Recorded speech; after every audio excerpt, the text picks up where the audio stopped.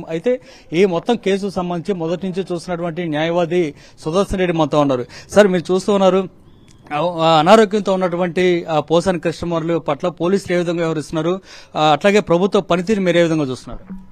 అనారోగ్యంతో ఉండేటువంటి ఏ వ్యక్తినైనా కూడా అరెస్ట్ చేసేటువంటి అధికారం ఎవరికీ లేదు.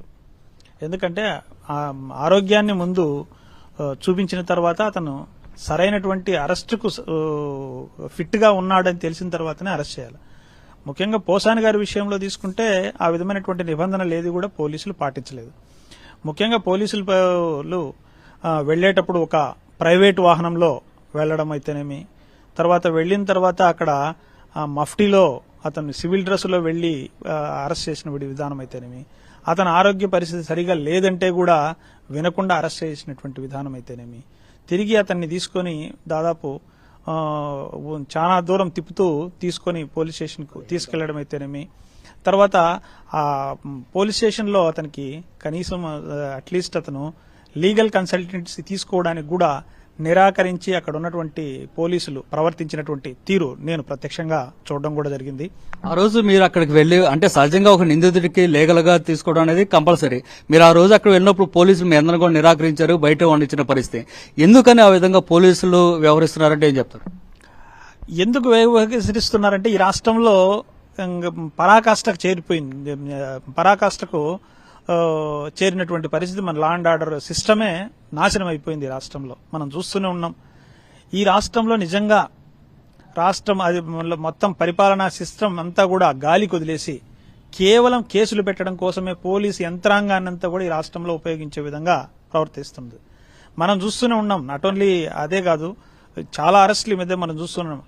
ఒక మనిషిని అరెస్ట్ చేయడానికి దాదాపు వందలాది మంది పోలీసులు మోహరించి అది ఒక రకమైనటువంటి భయభ్రాంతులను క్రియేట్ చేసే విధంగా ప్రవర్తించేటువంటి పరిస్థితి. నిన్న కూడా అక్కడ చూస్తే కనీసం ఉదయం నుంచి సాయంత్రం వరకు ఒక ఎస్పీ స్థాయి అధికారి ఒక సోషల్ మీడియా కేసు కోసము అదే పోలీస్ స్టేషన్ లో కూర్చున్నాడు అంటేనే ఇంకా జిల్లాలో ఉండేటువంటి లా అండ్ ఆర్డర్ నందరినీ గాలికి వదిలేసి ఒక ఎస్పీ స్థాయి అధికారి ఉదయం నుంచి సాయంత్రం దాకా పోలీస్ స్టేషన్ లో కూర్చున్నాడంటే ఎంత దుర్మార్గంగా ఈ రాష్ట్రం తయారైందనే దానికి అదొక్కటే ఉదాహరణ.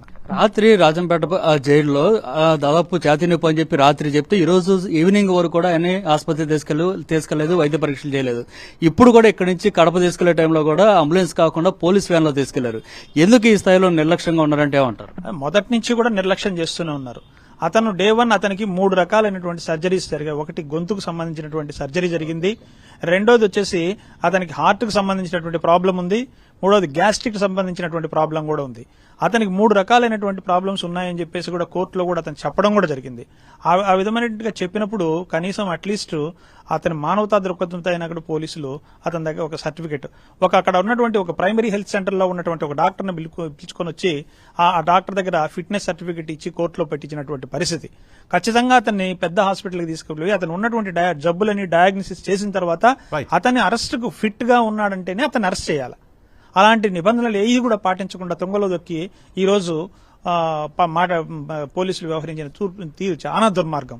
తర్వాత ఇతన్ని ఎటు రిమాండ్ చేశారు. రిమాండ్కి వెళ్లిన తర్వాత రిమాండ్ లో కూడా యాక్చువల్ గా అతన్ని రిమాండ్ లో కూడా వెళ్లే ముందు తీసుకునే ముందు జైలు అధికారులు కూడా అతన్ని ఫిట్ గా ఉండాడా లేదా చూసి తీసుకోవాల్సినటువంటి పరిస్థితి. అది కూడా నిబంధనలు పాటించాలి. రిమాండ్కి వెళ్లిన తర్వాత అతనికి బాగాలేకపోతే తీసుకుని వచ్చి ఒక ప్రభుత్వ హాస్పిటల్ తీసుకుని వచ్చారు. అక్కడ ఉన్నటువంటి వైద్యుల మేరకు ఇక్కడ తీసుకుపోయేటువంటి విధానం కూడా చాలా దుర్భరంగా ఉంది.